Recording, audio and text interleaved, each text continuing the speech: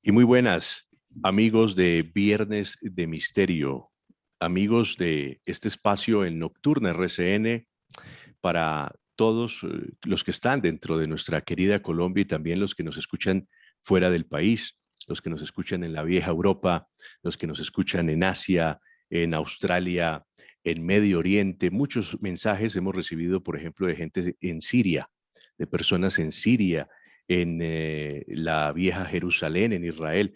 Entonces es un placer hablarles a todos ellos a través de esta gran cadena que es RCN, la radio de Colombia. Hoy tenemos un programa especial, un programa con un invitado que personalmente lo he seguido muchos años es, pongamos 3, 4 años, pero para mí con el trabajo y la intensidad en que él se mueve, pues es mucho, porque él nos regala material, investigaciones, videos sobre todo lo que él hace y de verdad que es un placer tenerlo esta noche en Viernes de Misterio.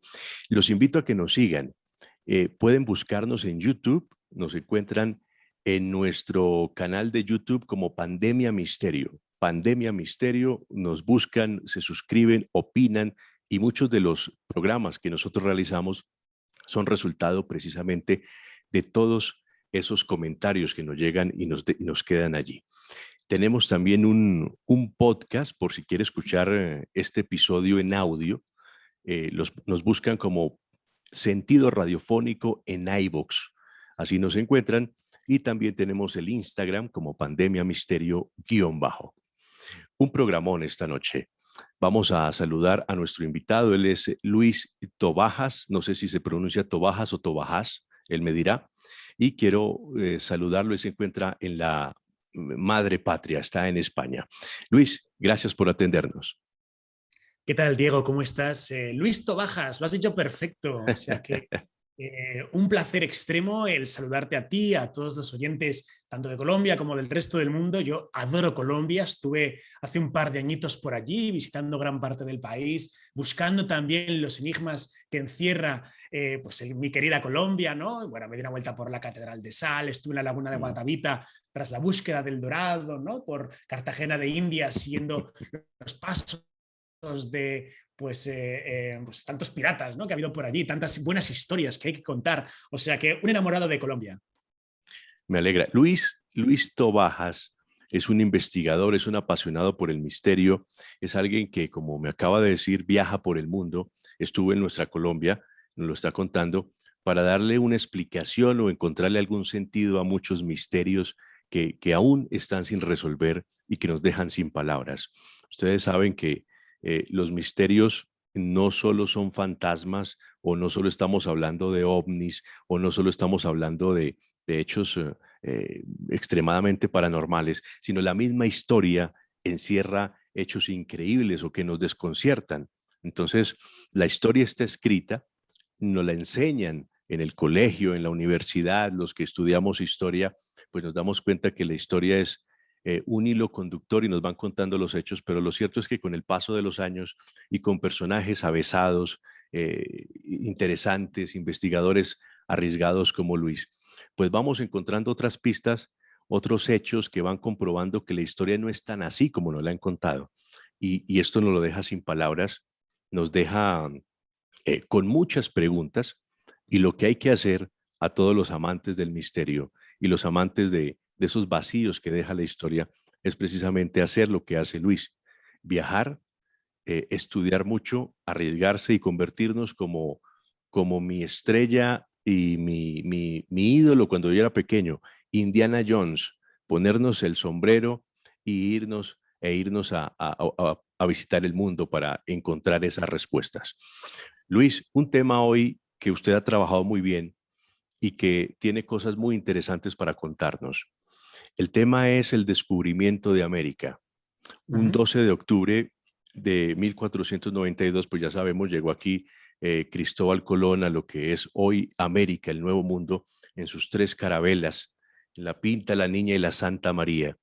Y ahí empezó lo que conocemos toda nuestra época de la conquista, que algunos por estos días quieren como reevaluar eso y quitar porque infortunadamente, Luis, estamos viviendo un momento de la historia en la que queremos desconocer esa historia. Entonces, algunos están tumbando o desmontando estatuas de Cristóbal Colón en algunos países latinoamericanos y desconociendo pues que para bien o para mal, pues fuimos descubiertos o conquistados y nosotros no somos ni indígenas ni somos españoles, somos mestizos.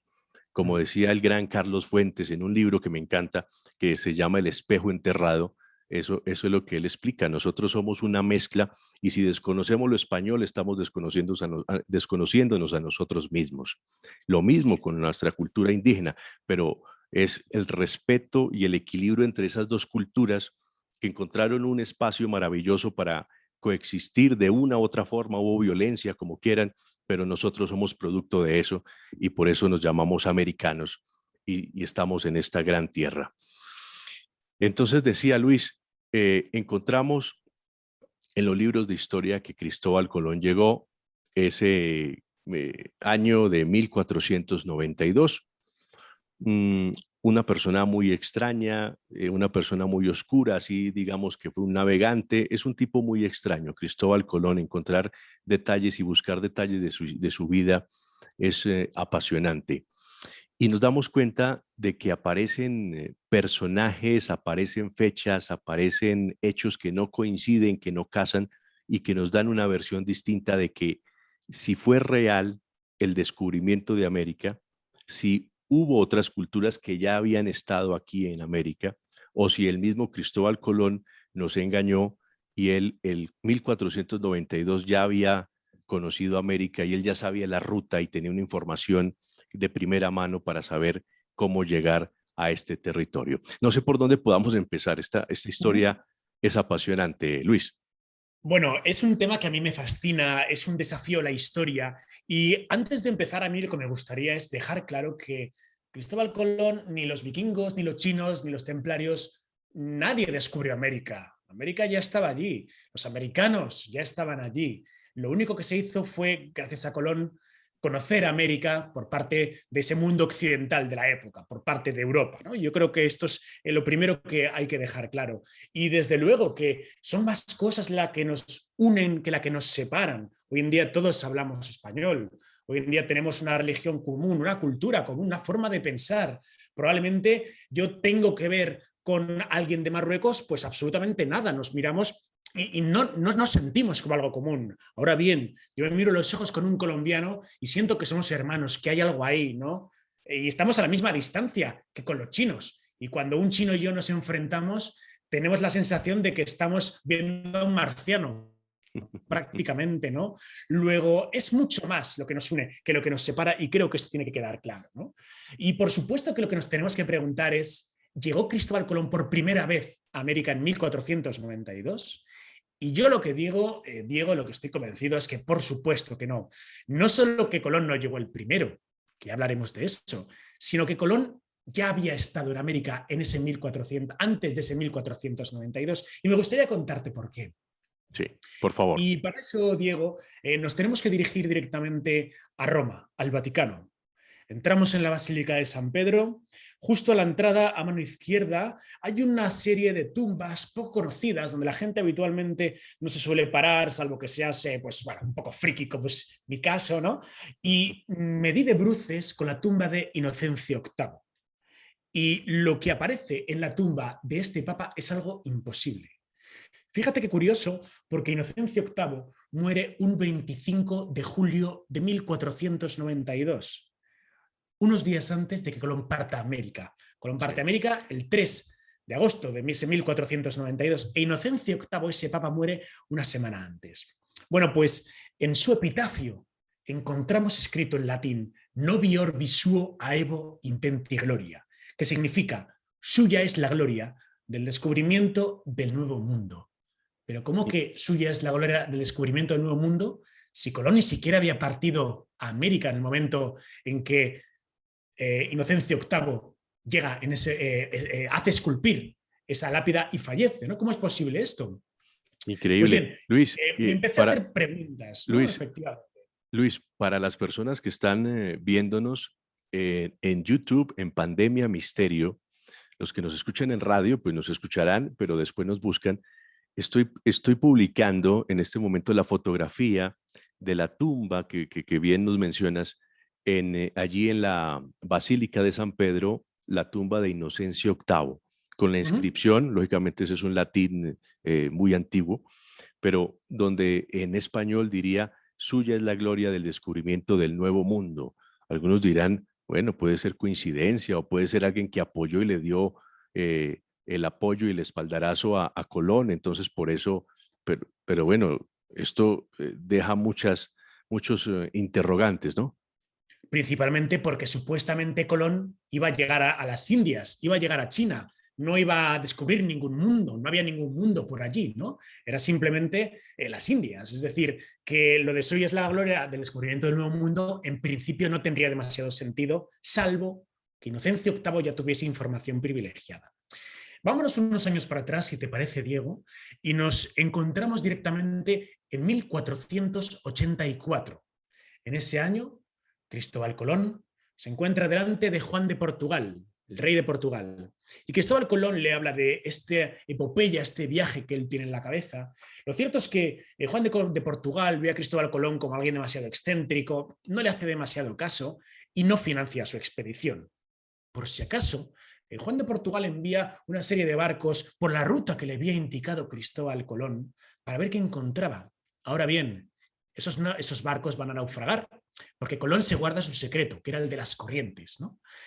1485, el año siguiente, no tenemos ni idea de dónde estuvo Colón, no sabemos nada de él. 1486, el siguiente año, es el año en que Cristóbal Colón se encuentra justo delante de los reyes católicos y les ofrece a España ese gran viaje, el llegar hasta China, hasta Asia, por el Atlántico, por el Mare Tenebrosum.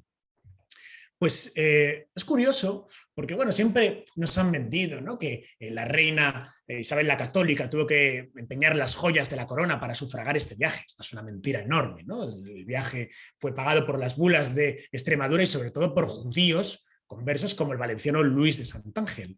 El caso es que... España estaba viviendo momentos difíciles, eso sí, económicamente, pero tampoco es extremo, ¿no? Bueno, estamos en plena época de la Reconquista, ¿no? Hay que tener en cuenta que es que España había estado invadido por el Islam 800 años, que se dice rápido, ¿no? Bueno, pues tenemos por tanto ese preparativo a partir de 1486, donde se va a realizar toda la financiación y los preparativos del gran viaje que finalmente se llevaría a cabo en ese 1492. Ahora bien, vamos a saltar. Saltamos de país y nos vamos directamente a Turquía. Si hoy en día accedemos al Museo del Topkapi, el Palacio del Topkapi, en este lugar, en Estambul, vamos a hallar, digo vamos a hallar porque en realidad no está expuesto, pero se encuentra al parecer allí un mapa imposible, un mapa cuyo contenido no puede estar ahí. El Es mapa el de mapa Piri de Piri. Reis. Exactamente, es un mapa que fue cartografiado por este almirante turco en el año 1513. Era un mapa completo totalmente, donde aparecía tanto Europa como la zona del Atlántico, y la parte importante de esa época, que sería la europea, se perdió. Hoy en día hemos perdido esa parte importante en la época, ¿no? Para dominar, para controlar el Mediterráneo. Pero paradójicamente, la parte que sí que tenemos del mapa, que es la parte de occidente del Atlántico, es la que encierra el misterio y la solución a qué pudo pasar con Colón justo en ese año. Porque fíjate qué curioso, hoy en día tomamos el mapa de Piri Reis y como te decía, hay cosas que aparecen que no deberían de estar ahí. Por ejemplo, encontramos el Orinoco, que no había sido descubierto en 1513. Encontramos la cordillera de los Andes, que hasta que al menos Pizarro llega por allí en 1534-35, todavía no se había cartografiado en ningún momento. ¿Cómo es posible que en un mapa de 1513 ya aparezca? Y sobre todo en la zona sur de ese mapa vemos perfilada la Antártida. ¿Cómo es posible si la Antártida no se descubre sino hasta 1818, 300 años después? ¿Cómo es posible que en ese mapa de 1513 aparezca? Pero lo más particular es que de puño y letra del propio Piri Reis se encuentran una serie de notas allí redactadas en la parte izquierda del mapa. Y al traducirlo, ¿no? Diría algo así como que Piri Reis ha cartografiado este mapa, extrayendo determinada información de mapas que él consiguió perdidos de la biblioteca desaparecida de Alejandría. Y dicha información, además, fue obtenida porque Piri Reis secuestró a un marino del infiel Colón, y lo cita así, que señaló este marino que Colón estuvo en las Antillas, es decir, en América, en el año 890 de la Égira, el año 890 del calendario árabe. Agarraros todos. El año 890 de la Égira es 1485, justo el año del que no tenemos ni idea dónde pudo estar Cristóbal Colón. Y yo creo que eso ya nos deja a todos helados. Muchas coincidencias, ¿no? Y usted bien cita ese mapa que está hecho en piel de gacela, ¿no? Que no está expuesto en Topkapi, allí en Estambul, pero está muy bien conservado, este mapa del navegante Piri Reis, y que muchos han dicho que precisamente el tema del descubrimiento de América habría mucha información en lo que hoy ya no existe, que es la gran biblioteca de Alejandría, que si existiese esa biblioteca tal vez tendríamos un avance tecnológico, un avance social, un avance humano muy superior al que tenemos hoy, porque lo cierto es que al parecer existieron pueblos en este planeta con un nivel de civilización muy amplio, muy avanzado, y todo ese conocimiento estaba en la biblioteca de Alejandría, y infortunadamente no existe y se perdió gran parte de ese conocimiento.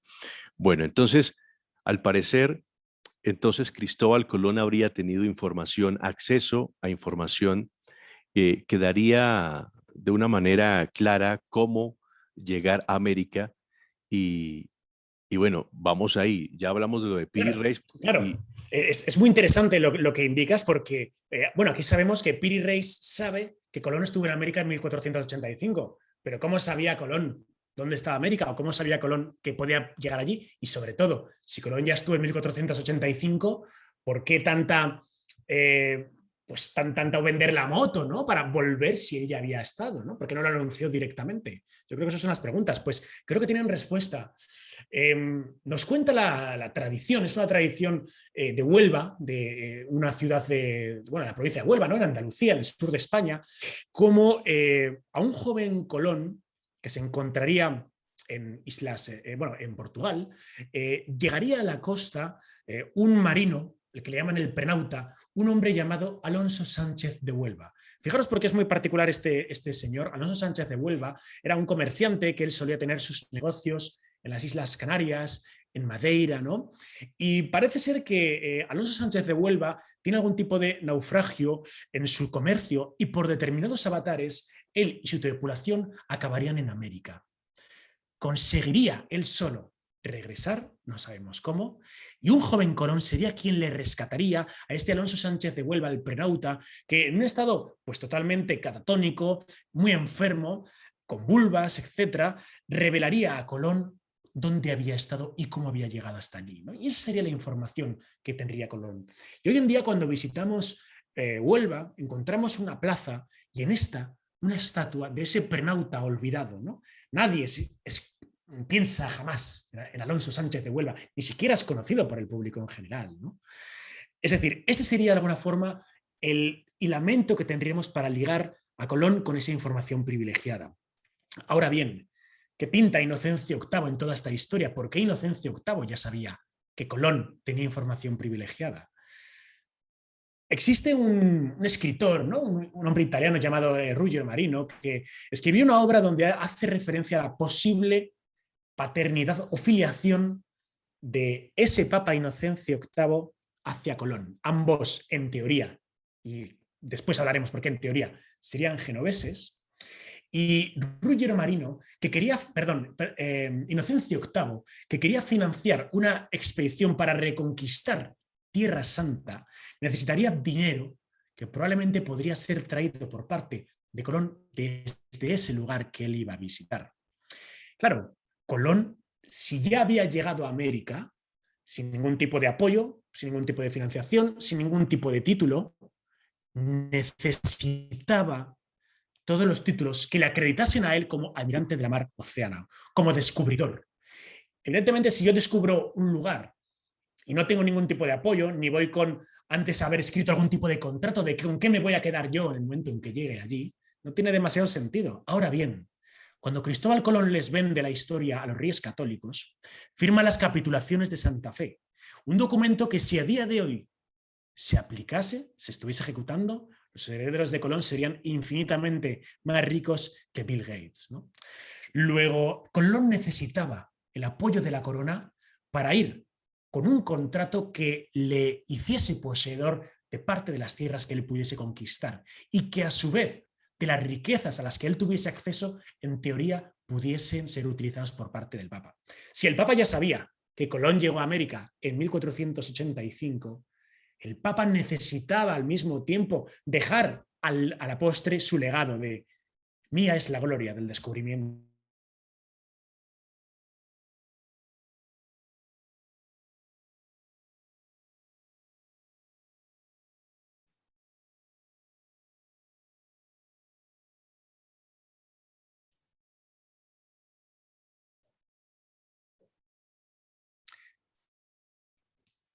Ahí Creo estamos. que perfecto. No sé si se ha grabado bien o se ha cortado un poco. Se cortó pues, cuando dijiste, mía es la gloria del descubrimiento de América. Ahí quedamos. Vale. Por eso, probablemente si el Papa Inocencio VIII se acreditó como el descubridor de América, a la postre la gloria caería sobre él y no sobre el siguiente Papa, Alejandro VI, el Papa Borgia. Y al menos así lo creo. Lo que ocurre, Diego, es que también nos tendríamos que preguntar sobre la cuna de Colón, porque probablemente si a todos los aventureros que nos escuchan ahora mismo les preguntásemos de dónde es Colón, bueno, yo creo que todo el mundo diría genovés, ¿no? Pero yo creo que podemos plantearnos dudas ante la cuna de Cristóbal Colón también. No, es que es un personaje que si nos ponemos a atar cabos, nos damos cuenta de que no sabemos absolutamente nada. Solo sabemos que nos dicen los libros que llegó a América en 1492, pero no sabemos nada más. Y hay muchas historias que si algunos dirán, no, pero estos de qué están hablando, estos están especulando, no. Lo que estamos diciendo se puede probar investigando. La tumba de Inocencio VIII existe, está esculpida en una placa de mármol allí en la Basílica de San Pedro, esa existe, dice lo que le estamos comentando. La historia de Colón ha sido investigada por muchas personas, científicos sociales muy rigurosos y también han quedado desconcertados con la información. El mapa de Piri Reis existe, está en el Museo de Topkapi en Estambul, en Turquía. Otra cosa es que no nos lo dejen ver, pero está allí en un lugar especial para que no el tiempo y el oxígeno, el aire no lo deteriore. Entonces, hay muchas cosas que nosotros les estamos contando, pero estamos ceñidos a documentos, a hechos que existen, que están probados históricamente. Como, por ejemplo, eh, algo que me parece muy curioso es que, por ejemplo, los muiscas, un grupo indígena colombiano, en este altiplano cundiboyacense, que se llama la región donde estamos, Cundinamarca, Boyacá y otras regiones de nuestro país, ahí habitaron los muiscas y ellos tienen una deidad, o tenían entre sus tradiciones una deidad que se llama Bochica, y Bochica dicen que fue un dios civilizador, pero ellos lo describen de una manera muy particular, que Bochica era un hombre alto, muy alto, barbado, rubio, con los ojos azules, y pues los que han investigado detrás del mito han dicho que posiblemente pudo ser un vikingo o pudo haber sido un expedicionario europeo que por alguna u otra razón llegó a esta tierra mucho más antes que Cristóbal Colón y ese es el registro que tenemos. No nos dicen que llegó volando ni que llegó en una nave espacial, simplemente que llegó y les enseñó técnicas de agricultura. Es muy interesante eso. O cómo, por ejemplo, arreglar el cauce de un río, cómo cultivar cosas muy dicientes, ¿no? Pensando de que fue el encuentro mucho antes de Colón, el encuentro de dos culturas. Ujú. Usted también nos podrá decir sobre las teorías que existen de que, por ejemplo, los vikingos visitaron o encontraron América mucho antes que Colón, o los fenicios y otras culturas. Hombre, por supuesto. Bueno, y yo me pregunto, antes de entrar con los vikingos, ¿y por qué los egipcios no llegaron a América? Vamos a ver, a ni un solo egipcio en, vamos a poner unos 2000 años especialmente de máximo apogeo, a ninguno se le ocurrió tratar de cruzar el Atlántico, a ni un solo egipcio en 2000 años, de verdad. Y si a alguno se le ocurrió, o a muchos se le ocurrieron, de verdad que ninguno consiguió llegar hasta allí, ¿no? Y estas son las preguntas que se hacía el aventurero Thor Heyerdahl. Y Thor Heyerdahl, con la expedición Ra-2, con los mismos elementos y los mismos medios que los egipcios, cruzó el Atlántico y llegó hasta América. Luego, perfectamente, culturas muy antiguas pudieran haber llegado hasta allí, ¿no? Claro, hablábamos de los vikingos. Si nos Pero, encontramos... pero Luis, sí. antes de hablar de los vikingos, podríamos hacer una especie como de cierre y de resumen de lo de Cristóbal Colón para no enredarnos con tanta información, porque son varias teorías que existen de culturas que hay, de personajes que llegaron a América antes de Colón. Cristóbal Colón, entonces, algo que a mí me cautivó siempre de él y de otros personajes en la historia es que cuando la historia nos dice que no tenían ni idea de cómo hacer algo, en este caso la empresa de llegar a América o de llegar a las Indias, no tenía las condiciones ni económicas, ni tenía el apoyo humano, no tenía colaboradores, era él solito. Ellos tenían una fe ciega, o sea, una fe ciega que a la larga es extraña, porque esa seguridad, porque esa fe de que iban a conseguir, cuando se presentó ante los reyes católicos, él no dudó, fue una persona muy, es como si lo que estamos conversando, como si él ya supiera el camino, ya sabía lo que se iba a encontrar y tenía una certeza de que de cómo llegar a esta tierra mucho antes de que ocurriera eso, que se lanzaron a la mar y no sabían si llegarían o no.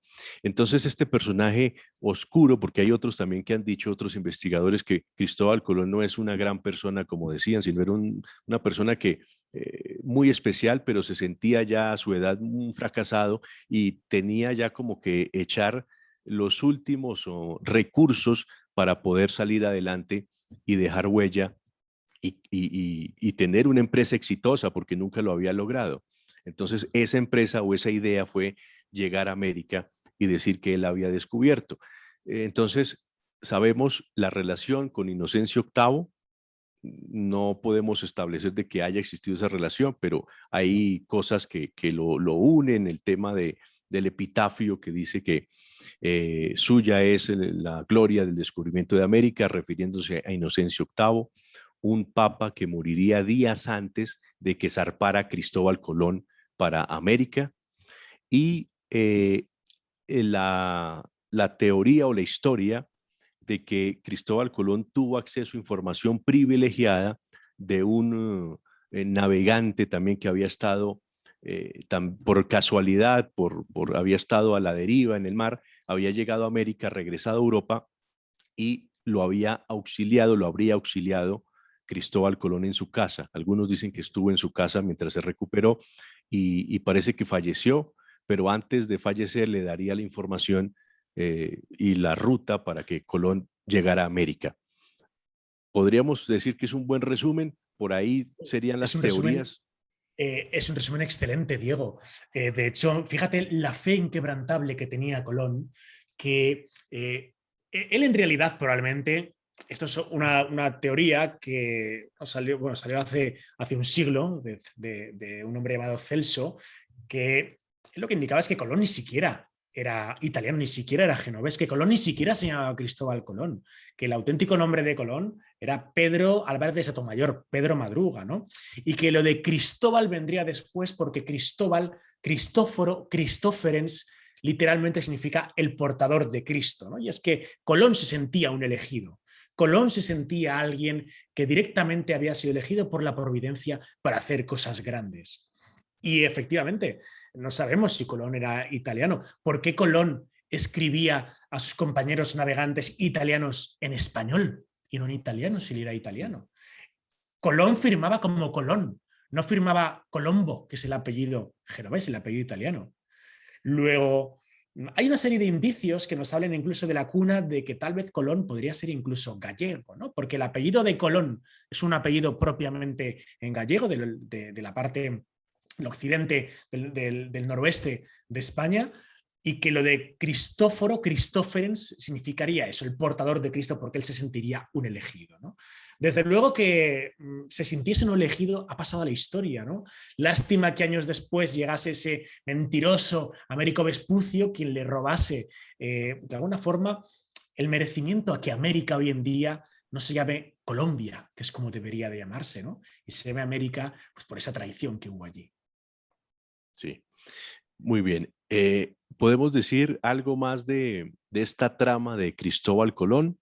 No sé, ya vemos ese triángulo entre el Papa Inocencio VIII y este prenauta que al parecer le habría dado información para él conocer con antelación la ruta a América.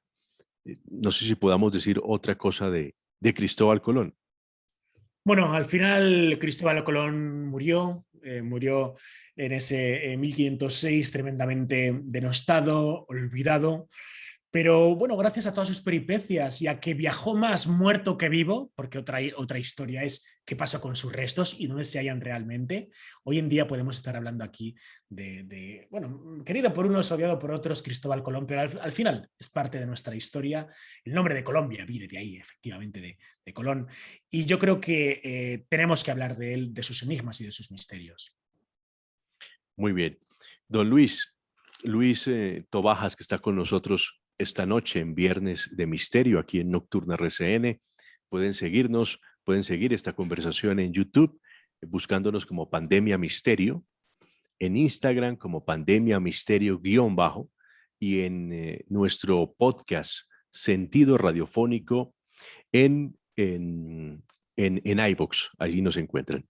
Ahora sí, Luis, los vikingos, ¿qué podemos decir de esos nórdicos, de esos seres del norte de Europa que aterrorizaron a los europeos, a los ingleses, a los franceses, a los mismos españoles con sus conquistas y que se dieron a conocer por ser personajes extremadamente violentos, dicen algunos, pero más era por su ansia y por su afán de conquista? Y segundo, eran unos extraordinarios navegantes. Dicen que tenían unos veleros, unos barcos con un diseño único para poder surcar esos mares sin ningún problema. ¿Qué podemos decir de los vikingos y su relación a América? Bueno, que probablemente los vikingos llegaron a América antes que Colón. Más o menos nos remontamos a ese año 1000 aproximadamente, momento en que en los países nórdicos un antiguo rey, Eric el Rojo, abandona las tierras de los vikingos, se dirige con su séquito a lo que sería Groenlandia, ¿no? Y posteriormente su hijo, un hombre llamado Leif Eriksen, un hombre tremendamente honrado en los países nórdicos, parece ser que llegaría hasta las costas de Terranova, lo que hoy en día sería pues, la península del Labrador, en Canadá, ¿no? Allí se han encontrado una serie de asentamientos, el Sodo-Medó, y bueno, parece que son de esa época, son asentamientos vikingos. Lo curioso de todo esto es que en el año 1965, el 12 de octubre, no te lo pierdas, también es mala leche la fecha, se publica por parte de la Universidad de Yale y el Museo Británico un gran anuncio. Se ha encontrado un mapa, el mapa que llaman de Vinlandia. Y le llaman el mapa de Vinlandia porque en ese mapa aparece cartografiado esa zona de la península del Labrador con un texto que indica Vinlandia. Ahora bien, no conocemos que los vikingos fueran grandes cartógrafos, no tenían astrolabios, no tenían la brújula, ¿no? Luego, ese mapa de Vinlandia podría determinar que los vikingos estuvieron allí antes de 1492. Bueno, la solución llegó justo en el año 2002. El año 2002, justo el día 29 de julio, se presentan dos estudios simultáneos. Uno de ellos, lo que examina a través de la prueba del carbono 14, es el repositorio, es decir, la tela el pergamino en el que se encuentra cartografiado ese mapa de Vinlandia donde aparece las costas de Terranova. Claro, cuando vemos la prueba del carbono 14, lo que nos dice es que el mapa de Vinlandia es de 1434, antes de la llegada de Colón a América, 1434. Claro, yo me imagino que desde los países nórdicos ya pues se empezarían a saltar todos, ¿no? Bueno, nosotros somos los que llegamos allí primero. Pero es que ese mismo día, ese mismo 29 de julio del año 2002, se presenta otro estudio, no ya del carbono 14 a través del pergamino, sino de la tinta. Y lo que nos dice ese estudio de la tinta del mapa de Vinlandia es que la tinta contiene dióxido de titanio, que es un elemento moderno, que se habría, por tanto, fabricado en el siglo XX o el siglo XIX. Luego, en teoría, el mapa de Vinlandia podría ser un fraude, podría haberse utilizado un pergamino medieval y recientemente haberse falsificado este. Y de hecho, incluso podemos seguir la pista a este mapa de Vinlandia, porque el mapa de Vinlandia, unos años atrás, ¿no? A esos años 60, es ofrecido por parte de un aristócrata llamado Enzo Ferrajoli al Museo Británico.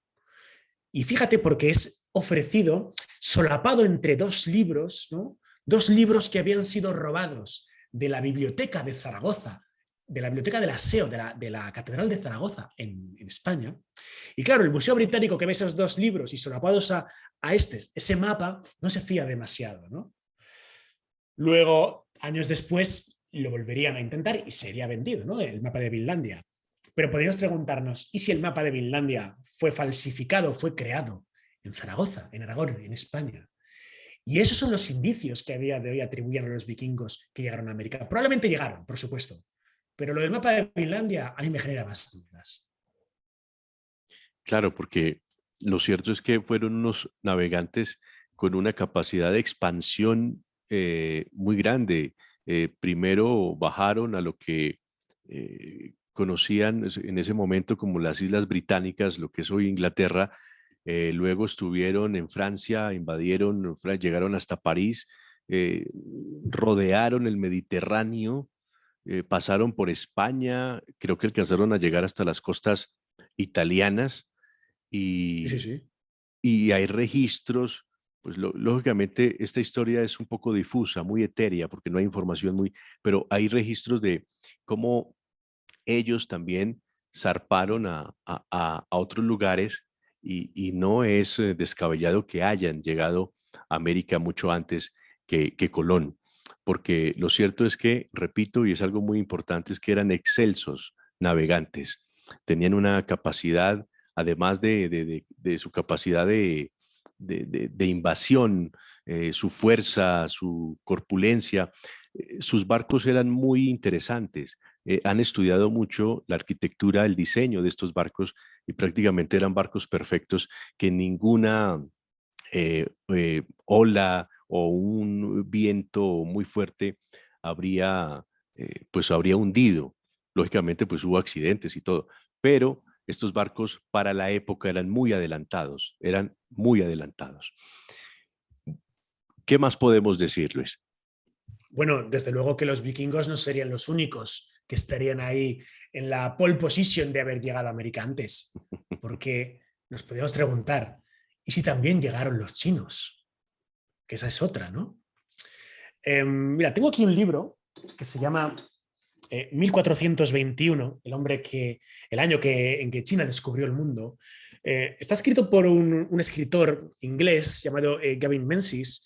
Fíjate, Gavin Menzies era antiguo piloto de submarinos británico, es decir, alguien que ha costeado todos los lechos marinos del mundo y que es tremendamente preciso, ¿no? Entonces, Gavin Menzies lo que nos cuenta, igual que Javier Sierra antes nos hablaba del tema de lo de Inocencio VIII, Gavin Menzies nos cuenta cómo en la antigua China, estamos en ese siglo XV aproximadamente, hay un emperador llamado Zhu Di. El caso es que Zhu Di decide construir la ciudad prohibida de China, de Beijing, que hoy en día podemos visitar. Pero necesita dinero, necesita recaudar impuestos para poder sufragar el coste de tamaño esfuerzo, ¿no?, de esta edificación.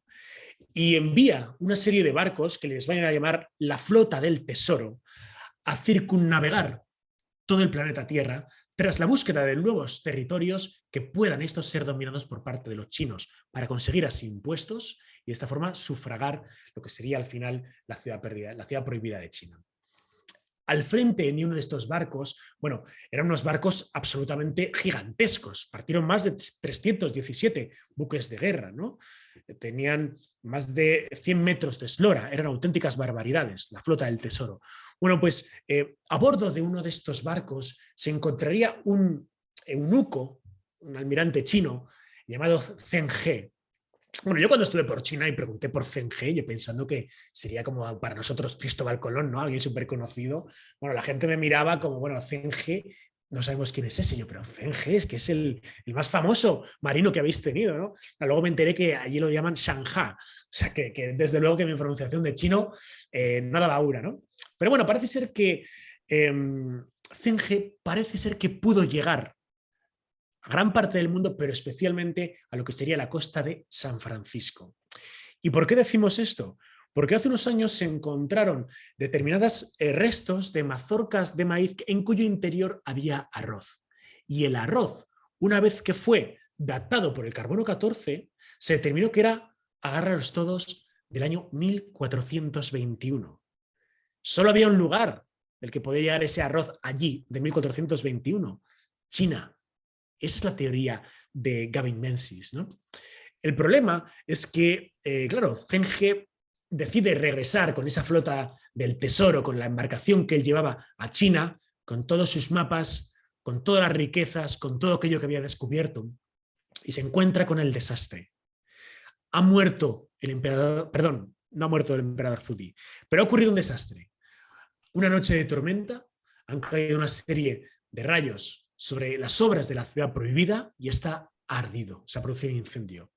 Automáticamente el emperador Zudi piensa que es un castigo de los dioses por haber tratado de expandirse, por abrir China, y se retira. Su hijo, el hijo de Zudi, decide hacer justo lo contrario a su padre, algo que a día de hoy seguimos viendo en China, que es el hermetismo. Se cierran totalmente. Y cuando llega Zheng He y sus héroes, no son recibidos como tales, son recibidos casi como traidores, como si gracias a ellos se hubiese producido la desgracia. Y todo aquello que es traído allende los mares por Zheng He y su flota es arrasado, es quemado y pasa al ostracismo más absoluto. A día de hoy conocemos la historia de Zheng He, pero sus mapas, su conocimiento, sus descubrimientos, lo hemos perdido. ¿Y si esa mazorca de maíz, en cuyo interior habría arroz, era de la flota del tesoro de Zheng He? Esa pregunta que todavía sigue orbitando al mundo del misterio. Y hablando usted de mazorcas, la capilla, la Catedral de Roslin en el Reino Unido, que dicen que fue edificada por los templarios. Esos, bueno, no tengo mucho tiempo, infortunadamente, pero nos podríamos quedar hablando horas de esta historia que también para mí es apasionante. Esos caballeros templarios que se conocen como templarios porque dicen que eran, se refugiaron en Jerusalén en las caballerizas del templo, de lo que quedaba, los restos del templo de Salomón. Y luego llegan a Europa después de 9, 10 años de estar allí en Oriente, se reúnen con el Papa y a partir de ahí empieza una historia apasionante. Al parecer ellos encontraron un secreto, no sabemos cuál. Dicen que el Santo Grial, que el Arca de la Santa Alianza, no se sabe. Eso es parte de la leyenda, pero lo que sí se puede decir es que tuvieron una gran influencia, a partir de ese momento un gran poder, porque el Papa les dio plenos poderes. Ellos se convirtieron en una orden muy importante, una orden muy famosa, una orden muy grande en Europa, hasta cuando en 1307 son destruidos por el Papa de turno y por el rey Felipe el Hermoso de Francia.